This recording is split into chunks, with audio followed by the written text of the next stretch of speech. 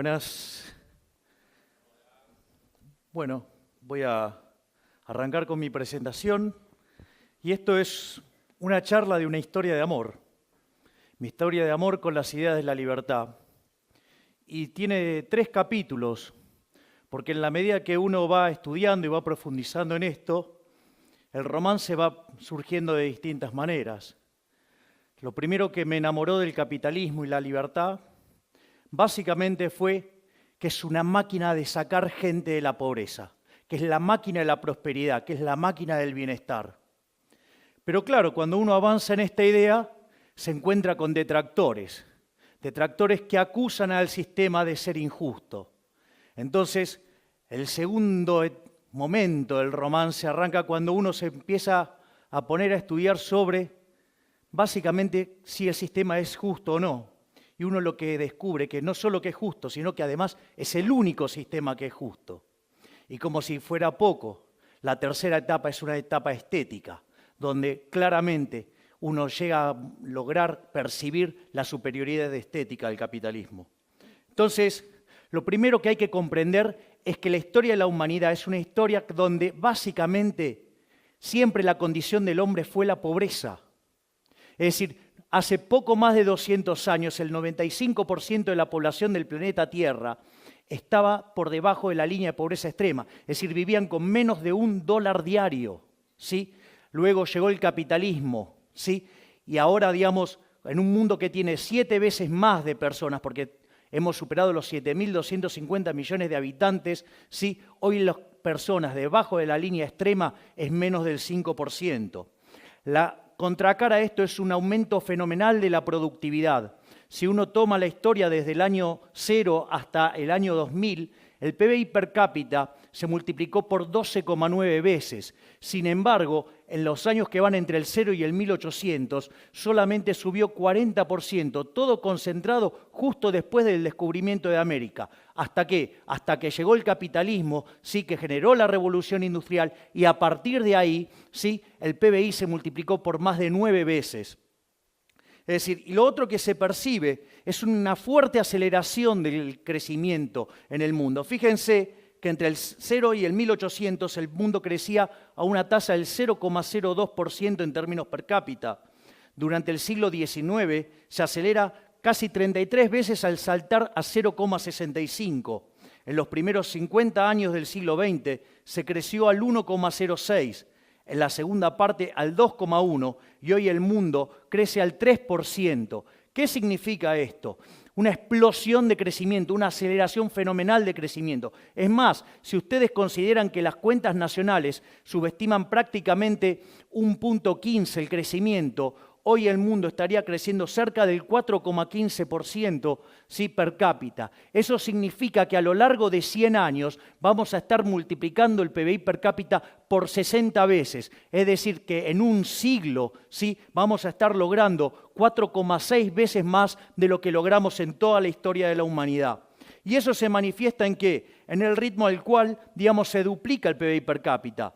Digamos, originalmente se tardaba 3.466 años, después en el siglo XIX ese número cayó a casi 107, después a 65-74 en la primera parte del siglo XX, en la segunda 33-35 y ahora 23,45, ¿sí? Entonces, ¿dónde está la lógica de esto? ¿Qué es lo que sostiene toda esta magia? La libertad, es el modelo de la libertad. Es decir, aquellos países que son más libres, crecen más que el doble de aquellos que son reprimidos, ¿sí? ¿Y cuál es la consecuencia? Que aquellos que son más libres tienen un PBI per cápita casi 8 veces más grande que el PBI per cápita de los países reprimidos. No solo eso, sino que además el decil más bajo de la distribución, es decir, los que peor están, ¿sí?, ganan 11 veces más de lo que ganan los países reprimidos. Y es más, si ustedes se fijan, los del decil más bajo, es decir, los más pobres en los países libres, ¿sí?, tienen el doble de ingreso que el ciudadano promedio, ¿sí?, del país reprimido. Pero como la distribución del ingreso lleva un formato de una chi cuadrado, una log normal, Eso significa que el 75% de la población aproximadamente vive menos que con el ingreso promedio. Con lo cual, acá quedaría bien claro que es mucho mejor ser cola de león que cabeza de ratón. Es decir, es mejor ser el último orejón del tarro en un país libre, ¿sí?, que ser un jerarca en un país reprimido. Es más, no solo eso, sino que además en los países que son libres, la pobreza es 25 veces menor, ¿sí? Y no solo eso, sino que además, sí, la gente vive más. Entonces, digamos, ¿de qué se sostiene toda esta lógica virtuosa? Son 5 instituciones, las 5 instituciones del capitalismo. Y estas van combinadas, por ejemplo, la propiedad privada con los mercados libres. Es decir, ustedes no pueden hacer transacciones voluntarias si no son dueños de los bienes que están transando. Y como consecuencia es muy importante que no haya intervención del Estado, porque cuando supongan ustedes, sí, podrían ser dueños nominalmente de algo, pero el Estado le dice cómo usarlo, cómo disponer de ello, a qué precios, eso ya dejaría, sí, de ser libre. Por lo tanto, los precios no estarían cumpliendo la función que tendrían que cumplir porque no tendrían sentido. Entonces, digamos, es muy importante la propiedad privada para que sean ustedes los que intercambian lo que está en juego, ¿sí? Y que lo hagan libremente. ¿Por qué? Porque eso va a registrar un precio y eso va a ser una señal que se va a transmitir al sistema y el resto de los agentes de la economía se van a coordinar respecto a ese precio. Y ahí viene la tercera institución del capitalismo, que es la competencia. Es decir, que haya libre entrada y salida. ¿Para qué? Para que los recursos se puedan reasignar entre aquellos sectores donde el precio señala que ahí hay escasez y que hay problemas por resolver, ¿sí? Y como si todo esto fuera poco, aparecen 2 instituciones más, ¿sí? Una es la que tiene que ver con la división del trabajo. Lejos de esa falacia del hombre de paja que se le acusa al capitalismo que nos quiere de todos iguales, no. Es decir, gracias a Dios somos todos distintos, somos todos desiguales y eso permite que cada uno nos especialicemos en aquello que somos relativamente mejores, algo como que se conoce como la ley de asociación de Ricardo, ¿sí? Eso permite, ¿sí?, que cada uno de nosotros nos especialicemos, ¿sí?, y nos veamos obligados a lo que es la quinta institución del capitalismo, que es la cooperación social. Ustedes no pueden ser exitosos en el capitalismo sin servir al prójimo con bienes de calidad a un mejor precio. Es decir, ustedes podrían odiar al otro. Sin embargo, como su progreso económico y su bienestar material, ¿sí?, depende sustancialmente de que su producto sea elegido por el otro, lo tienen que tratar bien aunque lo odien. Es decir, como decía Bastiat, donde entra el comercio, no entran las balas. Por eso, digamos, no tiene sentido esa estupidez de la teoría del derrame. No hay derrame. Desafío al que quiera, ¿sí?, donde la literatura liberal habla del derrame. Jamás hablamos de esto. Porque, a ver, a Steve Jobs, ¿sí?, no se le derramaba nada. Digamos, a Bill Gates no se le derramaba nada. Ni ellos tampoco fueron un derrame de IBM. Digamos, el que gana plata no se le derrama nada. Es decir, acá se basa todo en cooperación social y ustedes solamente pueden triunfar satisfaciendo las preferencias del prójimo. Entonces, pero me vienen después con los nórdicos. No, porque el socialismo de los nórdicos. A ver, vamos a ver qué es de los nórdicos. Por ejemplo, miren estos muchachos. Posición en Doing Business. Miren todo lo bien que están los nórdicos en Doing Business. Miren lo bien que están los nórdicos en libertad económica.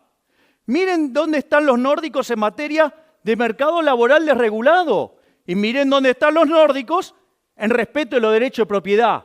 Es decir, de socialismo creo que le quedaron solamente los altos impuestos, los cuales además lo empezaron a bajar sustancialmente, por ejemplo, después de que quebraron a fines de los 80. Es decir, que de socialismo solo tiene el nombre, porque en realidad son más promercado de lo que la gente se cree. Entonces, una vez que uno tiene esta contundente evidencia empírica, aparece el problema de la desigualdad. No porque el capitalismo es desigual. Bueno, veamos en qué se sostiene toda esa patraña mentirosa, ¿sí? Primero, digamos, el problema en los socialistas que parten de una teoría del valor, que es una teoría del valor estúpida. o sea, llamada teoría del valor trabajo. Es como que ustedes, digamos, para determinar el precio de algo, ¿sí? Ustedes pueden sumar los costos. Es como que, digamos, que uno quisiera, digamos, producir vino en una sociedad, entonces toma el costo de la uva, el costo de la botella, el costo de la etiqueta, el costo del corcho, le pone un margen y con eso vende. Digamos, ¿a ustedes se les ocurre qué puedo hacer con una botella de vino, de ese gran vino, en una sociedad de abstemios? Bueno, me imagino que estará aumentando la producción de vaselina en este mismo momento. Sí, pero digamos, o sea, además sería un mundo tan tonto, sí, que además no habría quiebras. Y yo creo que hay quiebras. Es más, la teoría de la explotación que sale de eso es una estupidez. Porque fíjense esto, si hay algo que caracteriza el progreso tecnológico impulsado por los empresarios, es que ahorra trabajo. ¿Cómo? Está explotando a los trabajadores y utiliza tecnología que ahorra trabajo, es decir, para reducir la explotación. Ahora nos encontramos que en la teoría de la explotación, entonces, en el fondo los empresarios son benefactores sociales. Uy, me parece que los enganché en alguna contradicción. Por eso, digamos, la teoría económica avanzó hacia la teoría subjetiva del valor, donde, digamos, los precios se determinan por las preferencias y la escasez. Y a partir de ahí surge la remuneración de los factores. La remuneración de los factores viene dado por algo que se llama el valor del producto marginal. En el caso del trabajador, ¿sí?, sería el valor del producto marginal del trabajo, es decir, el salario, que se compone de dos elementos. El precio, donde intervienen las preferencias y la escasez, con lo cual a ustedes no les puede ir bien sin servir al prójimo con bienes de calidad a un mejor precio, porque si no hay quiebras y el precio es cero, ¿sí? Y por otro lado, tiene que ver también con ¿qué? Con la productividad. Entonces, si ustedes generan algo que sirve al mercado, que sirve a la gente, que le arregla la vida a la gente y además son productivos, se van a llenar de plata. Pero está bien que así sea porque van a ser benefactores sociales. Entonces, eso permite ver de qué va la distribución del ingreso. En el fondo, la distribución del ingreso tiene que ver con cómo ustedes lograron servir al prójimo, es decir, cuán eficientes fueron arreglándole el problema a la sociedad. Y cuanto más productivos sean en ello, mejor les va a ir. Es decir, entonces, pero ¿qué hay acerca de la justicia del capitalismo? Entonces, ¿saben qué? Que todos los intercambios son voluntarios. Algo que los que miran teoría del valor trabajo no pueden entender, porque las cosas valen según el trabajo que tienen. Claro, entonces, ¿qué van a intercambiar? Nada. Entonces, yo les voy a contar el caso de una sociedad, ¿sí?, que aparece un chiquito que juega al fútbol y la rompe toda, se llama Messi, ¿sí? Entonces, claro, todos quieren tenerlo a Messi, porque saben, ¿sí?, que si lo tienen a Messi van a ganar todo. Ahora, ¿cuál es el punto? El punto es que Messi, cuando todos lo empiezan a demandar, ¿qué dice? Y yo quiero más plata. A punto tal que me gustaría llevarme por mes 2 recaudaciones del estadio, con lo cual habría que estar duplicando el precio de las entradas. Los únicos que quieren pagar eso son los catalanes. Con lo cual lo contrata el Barcelona, entonces le pega un peludo a todos, o sea, termina siendo campeón por escándalo, se le matan de risa a los madrileños en el propio Madrid, toda una fiesta. Ahora, cuando miran la distribución del ingreso, queda arriba Messi, después los dirigentes del Barcelona y los jugadores del Barcelona, después todos los españoles, salvo los catalanes y por último los catalanes. ¿Alguien podría decir que eso es injusto? Si todos consiguieron lo que querían. Pero vamos a otra sociedad. Supongan que yo subo en autobús con mi amiga Cristina, que tiene fuertes valores sociales, y se sienta a mi izquierda y entra de repente un señor con los bolsillos repletos de dinero. Eso a ella le parece tremendamente violento e injusto. Entonces saca un bate de béisbol, le pone en la cabeza y dice, o me das tu dinero o te rompo la cabeza. Entonces el hombre accede gentilmente a darle el dinero y suponiendo que no se la gasta ni en cartera, ni en zapatos, ni en hoteles y cosas por el estilo, ¿sí?, la reparte igualitariamente entre los que estaban en el autobús. La pregunta es, ¿ustedes podrían decir que esa sociedad es más justa? Entonces, lo que hay que ver también es que a lo largo del tiempo la distribución del ingreso va mejorando. Miren lo que era en los 60, ¿sí? En los 80 fue mucho menos desigual, en los 2000 mucho menos desigual. El índice de Gini se viene cayendo estrepitosamente y ustedes miren lo que era la distribución del ingreso en el 2003 y en el 2011. Es decir, que con el correr del tiempo el mundo se va haciendo más igualitario. Entonces ahora nos enfrentamos a la situación de afirmar con todas las letras que la justicia social es injusta. ¿Por qué? Primero entendamos la lógica populista. La lógica populista parte básicamente de lo que es la forma de la distribución del ingreso. Si debajo del ingreso promedio vive el 75% de la población, hay un negocio electoral buenísimo que es hablar de pobres y ricos y que le vamos a sacar a los ricos para darle a los pobres. Cuando pasa eso, ¿sí? ¿El resultado cuál es? Mire, digamos, electoralmente garpa un montón, ¿sí? Porque ustedes le están hablando del 75% de la población, pero lo que hay que entender es que la torta no es algo que está fijo, sino que por la teoría de la distribución, ustedes ya vieron que es un proceso dinámico que se genera en el mercado, porque si ustedes produjeran algo que no les sirve a nadie, van a la quiebra y no sacan ningún ingreso. Consecuentemente, ustedes ahí lo que tienen es que la lógica del populismo y el socialismo lo que hace es destrozar los incentivos, hace que la torta termine siendo más chica y que todos terminemos siendo más pobres. De hecho, digamos, siempre fue un sistema basado en generar gran cantidad de miseria. Entonces, digamos, ¿qué decía Milton Friedman de estas cosas? Decía que aquella sociedad que priorice la igualdad por encima de la libertad no va a conseguir nada de ambas. En cambio, aquellas sociedades que prioricen la libertad por sobre la igualdad va a conseguir mucho de las dos cosas.